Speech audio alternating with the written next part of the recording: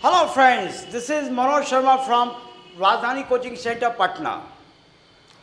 Well, I'm going to discuss set 4 of Bihar Civil Court Clerk, Package 2, set 4. Do understand?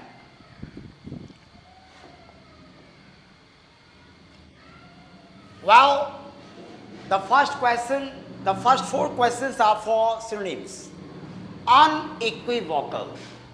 Unequivocal इसे कहते हैं अस्पष्ट, sorry उल्टा बोल दिया मैंने, स्पष्ट. अनइक्विवोकल दैट इज स्पष्ट. इसे क्लियर भी कहते हैं. एम्बिगुअस इसका अर्थ होता है अस्पष्ट, मतलब जो दो अर्थ वाला होता है, द्विअर्थी, उसे अस्पष्ट कहते हैं. एम्बिगुअस अस्पष्ट, और इसमें जब अन लग जाता है तो ये अस्पष्ट हो जाता है. कहने का मतलब कि एम्बिगुअस अस्पष्ट और ये अनएम्बिगुअस ये स्पष्ट. तो स्पष्ट स्पष्ट आंसर सी. वेग ये हो गया अस्पष्ट, ये अनइक्विवोकल का अपोजिट होगा. इनआर्टिकुलेट ये दोनों सिनोनिम है, दोनों का अर्थ होगा अस्पष्ट. ऐसे इनआर्टिकुलेट का मतलब गलत उच्चारण करना भी होता है, तो अगर कोई गलत उच्चारण करेगा तो वो अस्पष्ट होगा. तो ये दोनों सिनोनिम है.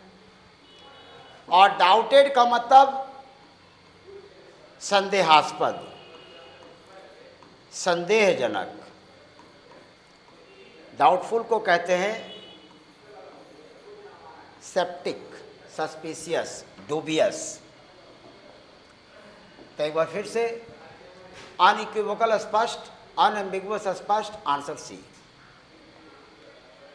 पेन स्टैकिंग इसका अर्थ होता है मेहनती. अगर कोई खून पसीना एक करता है किसी काम में, तो हम लोग कहते हैं कि खून पसीना अपना बहा रहा है. पेन स्टेकिंग इसको कहते हैं मेहनती. आंसर हो गया ए. इंडस्ट्रियस और पेन स्टेकिंग दोनों का अर्थ होगा परिश्रमी, मेहनती. हमें सेम मीनिंग चाहिए, similar meaning. Answer A. Acting इसका अर्थ होता है पीड़ादायक. पेन स्टेकिंग मेहनती के लिए आता है. अनकंफर्टेबल ये आप जानते हो, ये आरामदेह, कंफर्टेबल, और अनकंफर्टेबल हो गया आरामदेह न होने योग्य.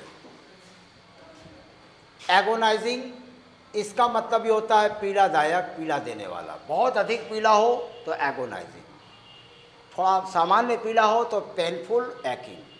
तो एक्टिंग का सिनोनिम होगा पेनफुल. पेन स्टेकिंग परिश्रमी. Answer A. पिक्वेंट, पिक्वेंट का अर्थ होता है चटपटा. इसे कहते हैं पेपरी. पेपरी का मतलब भी चटपटा और पिक्वेंट का मतलब भी चटपटा. सिनोनिम बी हुआ. टेस्टलेस और इनसिपिड ये दोनों सिनोनिम हैं. इसका अर्थ होता है स्वादहीन या नीरस. हमें सिनोनिम चाहिए चटपटा का, पेपरी. क्रंची हो गया कुरकुरे. अगर कोई चीज़ खाने में कुरकुरे हो, चटर चटर की आवाज़ हो, जैसे लोग लेज वगैरह खाते हैं, crunchy. Piquant. Answer B.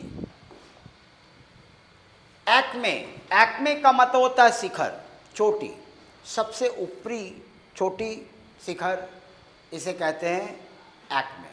Acme, Paramount, zenith ये सब के सब सिनोनिम है. इसका मतलब होता है शिखर, चोटी. बहुत सारे होते हैं. तो एक्मे का सिनोनिम हो गया जेनिथ, और दोनों का अर्थ हुआ शिखर या चोटी. तो ये बी हमारा आंसर हो गया। बॉटम हो गया तल, इसे धरातल भी कहते हैं, ये एक्मे का अपोजिट हो सकता है। नैडिर का मतलब होता है अधोतल, मैं यहाँ लिख देता हूँ, नैडिर का अर्थ पाताल या अधोतल।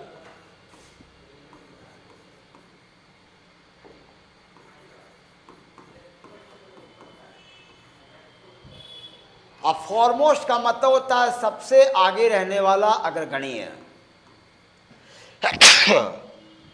सबसे पहले वाला अग्रगण्य।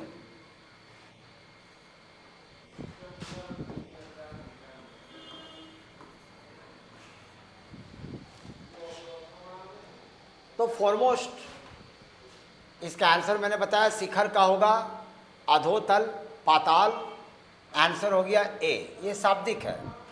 बॉटम इसलिए नहीं होगा क्योंकि बॉटम का शाब्दिक अपोजिट टॉप होता है, टॉप बॉटम, टॉप का बॉटम होता है शाब्दिक, और एक्मे जेनिथ ये सब के लिए नैडिर होता है।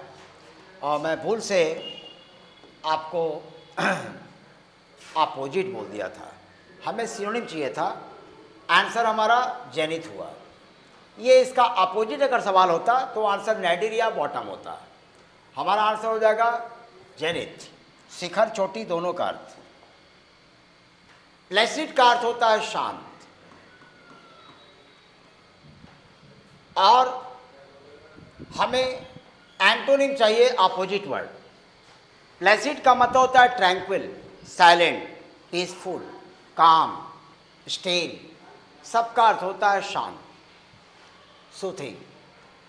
तो हमें शांत का अपोजिट चाहिए अशांत, उथल पुथल भरा, आंसर होगा ए। ए का मीनिंग हुआ अशांत। आप टर्ब्यूलेंट को उथल पुथल भरा भी कह सकते हो, शॉर्टकट में उथल पुथल, भरा लगाने से शाब्दिक हो जाएगा। उथल पुथल भरा मतलब अशांत, शांत का अशांत, आंसर ए अपोजिट में। पेंसिव हो गया पीड़ादायक,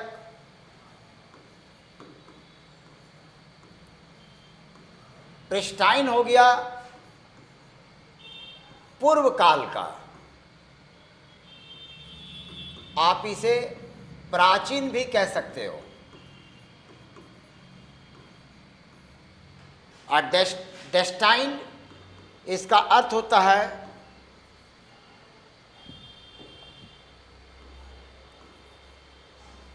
भाग्य में लिखा हुआ, डेस्टाइन। तो शांत का अशांत या उथल पुथल भरा अपोजिट हो गया A. Defunct, my dear students, defunct जो है इसे हम लोग कहते हैं मृत, निष्क्रिय। ये हो गया मृत निष्क्रिय, इसे हम लोग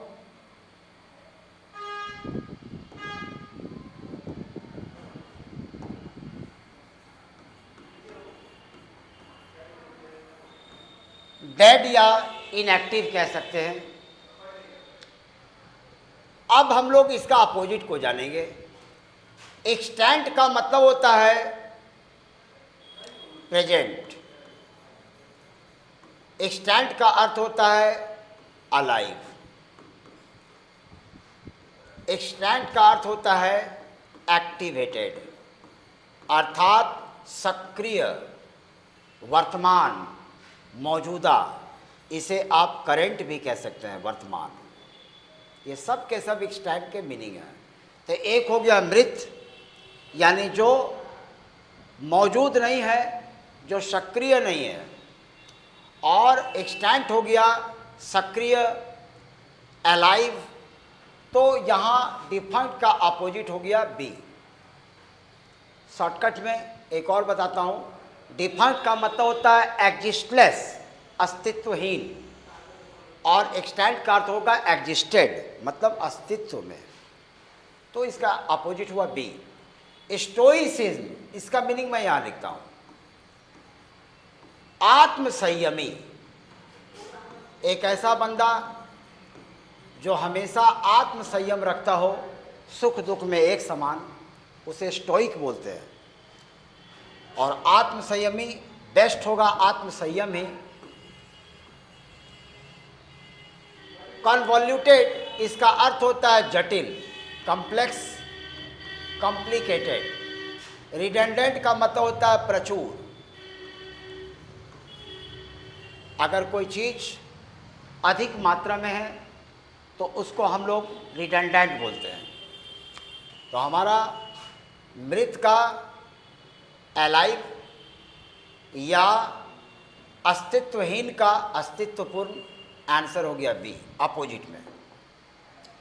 पेन्यूरी, इसका अर्थ होता है दरिद्रता। पेन्यूरी का अर्थ होता है पॉवर्टी, इम्पॉवरिश्ड। यहाँ पर ऐसा कुछ लिखा नहीं है, सिनोनिम है, हमें अपोजिट चाहिए। अपैथी का मतलब होता है इनडिफरेंट, नहीं है, नाउन है, इनडिफरेंस, उदासीनता। पेन्यूरी हमने बतलाया था दरिद्रता। दरिद्रता का धनवान के सेंस से अपोजिट होगा। एगोनी का मतलब होता है अधिक पीड़ा। मरते समय जैसे किसी को चाकू मार दिया, उस समय उसको जो दर्द होती है, भीषण पीड़ा, उस भीषण पीड़ा को एगोनी बोलते हैं। वेल्थ का अर्थ हो गया धन, यानी इसका सेंस हो गया धनवान से। तो गरीबी का धनवान होगा, गरीबी का धनवान होगा, इसका आंसर सी होगा। मिलता जुलता है, शाब्दिक नहीं है। पेन्यूरी का शुद्ध होता है पॉवर्टी, लेकिन पॉवर्टी तो है नहीं, तो हम लोग वेल्थ को पकड़ेंगे। इंटेंसिटी का अर्थ होता है तीव्रता। अपोजिट हमारा दरिद्रता का वेल्थ हो गया, आंसर सी। लेविस का मतलब होता है खर्चीला। इसका सिनोनिम होता है एक्स्ट्रावैगेंट। एक्स्ट्रावैगेंट, उसका भी अर्थ होता है खर्चीला, जो बहुत अधिक खर्च करता है। तो ये तो लेविस का एक्स्ट्रावैगेंट सिनोनिम है, हमें अपोजिट चाहिए, तो डी आंसर नहीं होगा। लग्जरियस, मैं यहाँ लिखता हूँ, लग्जरियस का मतलब होता है विलासितापूर्ण। अगर कोई विलास में परिपूर्ण होता है, ऐसे विलासितापूर्ण को लग्जरियस कहते हैं। एक्सेसिव हो गया, अभी तुरंत बताए थे रिडेंट, ये प्रचुर हो गया, अधिक। अगर कोई वस्तु अधिक मात्रा में हो, अत्यधिक मात्रा में हो, ज़रूरत से ज़्यादा हो, तो उसको एक्सेसिव कहते हैं। फ्रूगल हो गया किफ़ायती। एक बंदा है जो सोच समझकर खर्च करता है, ऐसे सोच समझकर खर्च करने वाले को किफ़ायती बोलते हैं। तो खर्चीला का किफ़ायती अपोजिट सी हुआ। Idioms and phrases. What a small world, ये दुनिया कितनी छोटी है। लंदन में एक व्यक्ति से मुलाकात हुई, 8 घंटे का सफ़र करके इंडिया पहुंचा। मार्केट में फिर उसी व्यक्ति को मैंने देख लिया, तो हमने कहा बड़ा कोइंसिडेंट, ये दुनिया कितनी छोटी है। कहाँ लंदन में आपको देखे थे आज, और आज ही रात में आपको मैं देख रहा हूँ इंडिया के मार्केट में। बड़ा कोइंसिडेंट, ये दुनिया बहुत छोटी है। तो बड़ा स्मॉल वर्ल्ड, इसका इंटरनल मीनिंग हुआ बड़ा कोइंसिडेंट। ये क्या इत्तेफाक है कि एक ही दिन में हम लोग विदेश में मिले थे, आज इंडिया के एक मॉल में मिल रहे हैं।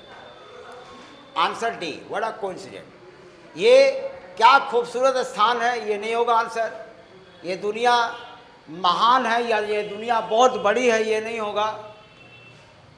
और गांव एक संसार एक गांव है, ये भी नहीं होगा। आंसर हमारा होगा इंटरनल मीनिंग है, बड़ा कोइंसिडेंट, क्या इत्तेफाक है। ये शाब्दिक अर्थ नहीं है, मिलता जुलता है। मैंने सिचुएशन बताया था। Answer D. Boil the ocean. My dear, आप तो ये समझ ही सकते हो कि ओशन यानी समुद्र को कोई खौला नहीं सकता।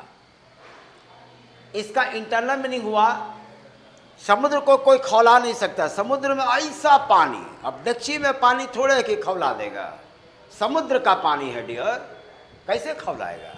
पॉसिबल ही नहीं है। इसका मतलब कि समुद्र के जल को खौलाना असंभव कार्य है। तो असंभव कार्य है भैया, तो हमारा आंसर हो जाएगा try to do something impossible. इसका answer C. Idioms and phrases में बहुत सारे ट्रिक होते हैं।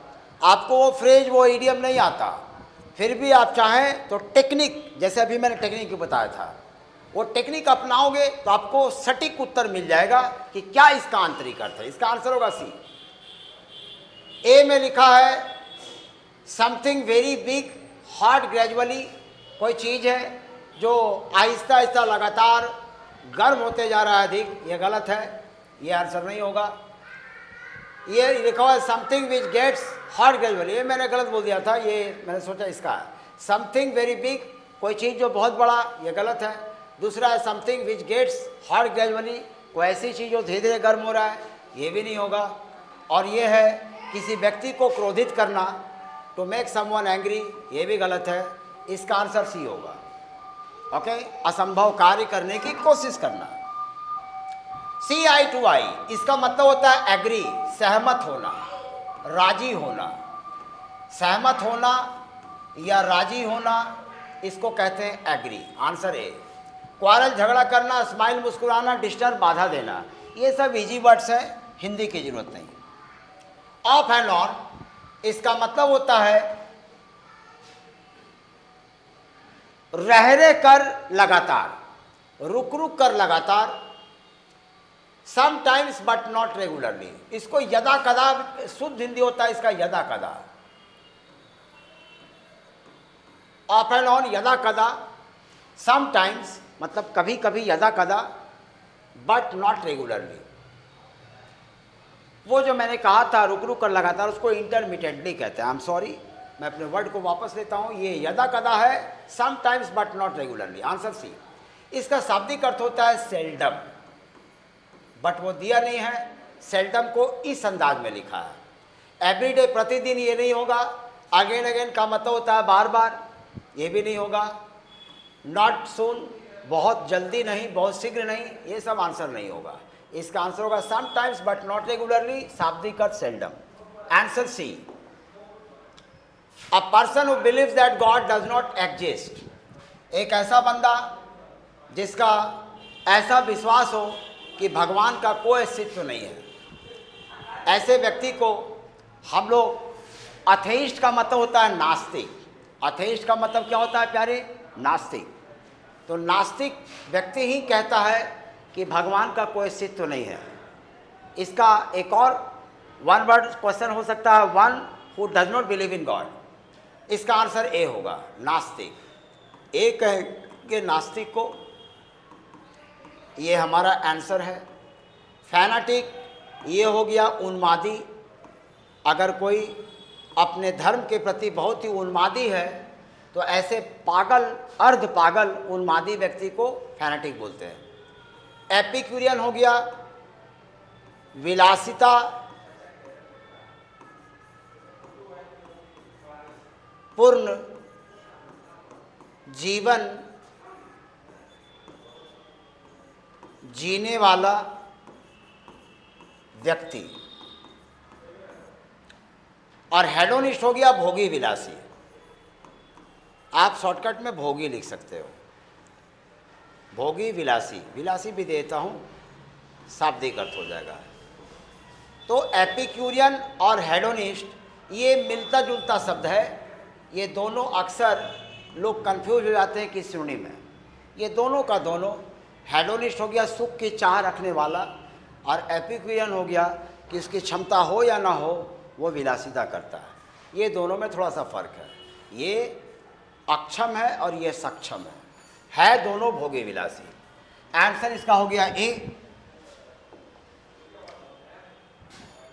इसको देखिए, स्पोकन और डन विदाउट एनी थॉट और प्रिपरेशन, बिना तैयारी का अगर कोई किसी कार्य को करे या बिना तैयारी का कोई भाषण वगैरह दे, बिना तैयारी का कोई भी लेक्चर दे, ऐसे विदाउट एनी प्रिपरेशन जो डिस्क्लोजर होता है उसे कहते हैं एक्सटाम्पोर। एक्सटाम्पोर, इसका मतलब हुआ विदाउट एनी, वही तो लिखा हुआ है कि बिना कुछ तैयारी के कोई भी कुछ बोल दे, लेक्चर दे, एक्स्ट्रा बोर्ड। आंसर हो गया सी। इनॉग्रल इसका मतलब होता है उद्घाटन संबंधी।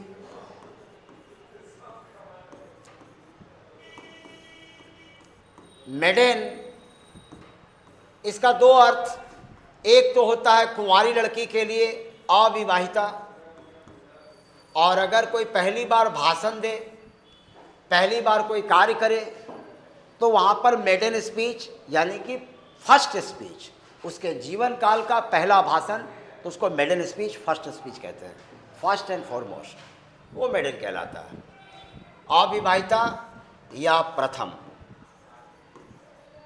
ब्रैकेट में मैं लिख देता हूँ भाषण या कार्य, पहली बार कोई कार्य या भाषण देगा, ऐसा प्रथम को मेडन कहते हैं। इनिशिएटिव का मतलब होता है पहल, अगर कोई किसी कार्य का पहल करे उसको इनिशिएटिव कहते हैं। हमारा आंसर तो सी एक्सटेम्पोर हो चुका है, without any preparation. A place where coins are made, एक ऐसा स्थान जहाँ सिक्के वगैरह बनाए जाते हैं, ऐसे स्थान को मिंट कहते हैं। हिंदी में से कहते हैं टकसाल। टकसाल एक बहुत बड़ा फैक्ट्री, कारखाना टाइप का होता है जहाँ पर नोट वगैरह, सिक्के वगैरह, ख़ास तौर से सिक्के बनते हैं। मिंट। टिम्बर कहते हैं कटगोला को, जहाँ लकड़ी की कटाई और विक्रय होती है, उसको टिम्बर कहते हैं। RBI, reserve bank of India, reserve bank of India में ऑफिसेज हैं, डॉक्यूमेंट्स हैं, ठीक है, और धन संग्रह का स्थान है। वो सिक्का निर्माण करने का जगह नहीं है, तो ये आरबीआई नहीं होगा। थ्रू इसका अर्थ होता है के माध्यम से, ये भी आंसर नहीं होगा। हमारा आंसर तो डी होगा, मिंट, टकसाल। स्पेलिंग एरर हम लोग सीखेंगे कहाँ पर रॉन्ग स्पेलिंग है। रॉन्ग स्पेलिंग है डी में, डिनाउमेंट रॉन्ग है, ओ के बाद ई होगा, बाकी सब सही है। डिनाउ यहाँ ई लगेगा, denouement. Understood my dear? Denouement जो होता है इसे और एक एक करके समझते हैं। ए का आंसर होगा, ए का हिंदी होगा गबन, एम्बेजलमेंट। अगर कोई धन संपत्ति का गबन कर ले उसको कहते हैं हम लोग एम्बेजलमेंट। और रैंट इसका मतलब होता है बोस्ट, सेखी बघारना,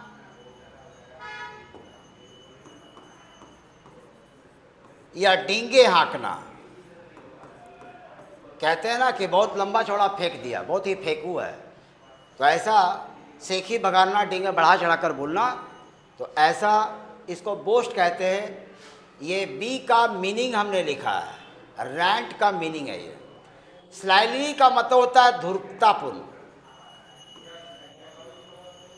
धूर्ततापूर्ण। अंडरस्टूड? और एक वर्ड हमारा है डिनाउमेंट। डिनाउमेंट हमारा आंसर भी हुआ था, इसमें ई होगा, स्पेलिंग एरर था, मैंने करेक्शन लिखा हुआ है।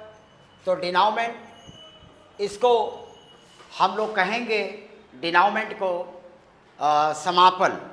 अगर कोई व्यक्ति डिस्कशन लिया, अब समापन में कुछ समरी करेगा, इंटरिम समरी, तो उसको कहते हैं डिनाउमेंट। या मान लीजिए कोई कार्य ही समाप्त किया, या अंत में निष्कर्ष जो निकाला, तो इसके कई अर्थ हो जाएंगे। एक तो निष्कर्ष कह सकते हो, दूसरा समापन, समाप्ति कह सकते हो, और इसे समीक्षा भी कह सकते हो। अंग्रेजी में आप इसे कंक्लूजन कह सकते हो। बहुत सारे होते हैं इंग्लिश टर्म इसके, लेकिन मुख्य मैंने लिखा, ये इसका मीनिंग है। तो करेक्शन में ई ऐड हुआ इसमें, आंसर डी। इस इफेमेरल, ये बिल्कुल सही है। इसका मतलब होता है टेम्पोरेरी, अर्थात अस्थाई।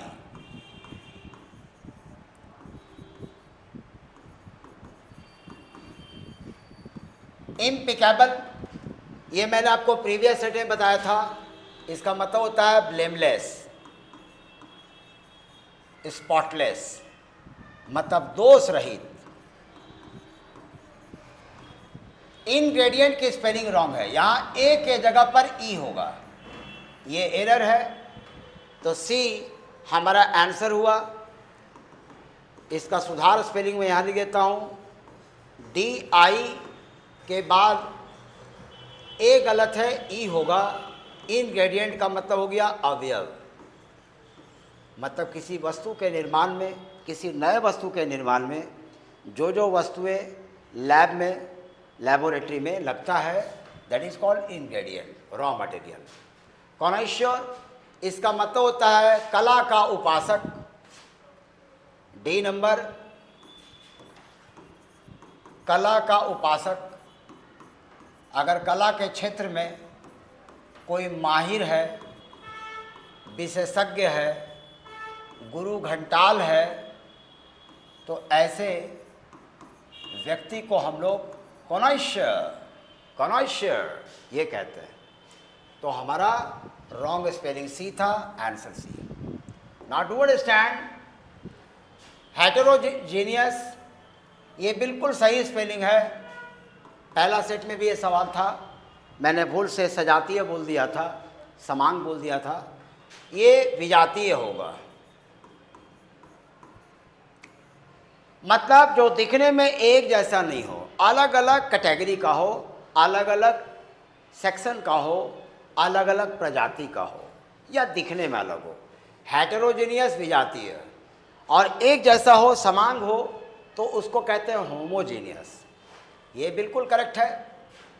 आइडियोसिंक्रेसी, ये स्पेलिंग भी बिल्कुल करेक्ट है। कहने का मतलब कि हमें तो रॉन्ग स्पेलिंग चाहिए। सैम्पेन, ये बड़ा अद्भुत है, इसको चैंपेगने मत पढ़िएगा, सैम्पेन। अंगूर से बनी हुई उच्च कोटि की शराब, ये फ्रांस में बनता है। तो ऐसे उच्च कोटि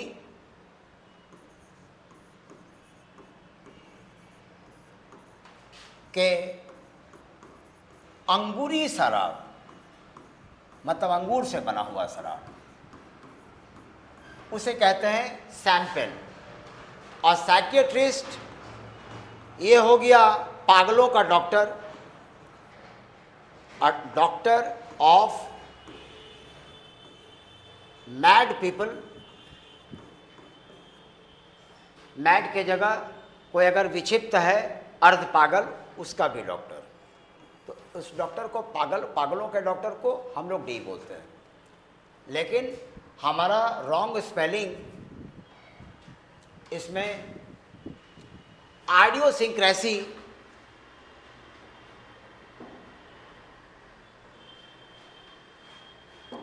हेटेरोजीनियस, इसका पहले अर्थ लिख देता हूं, लत।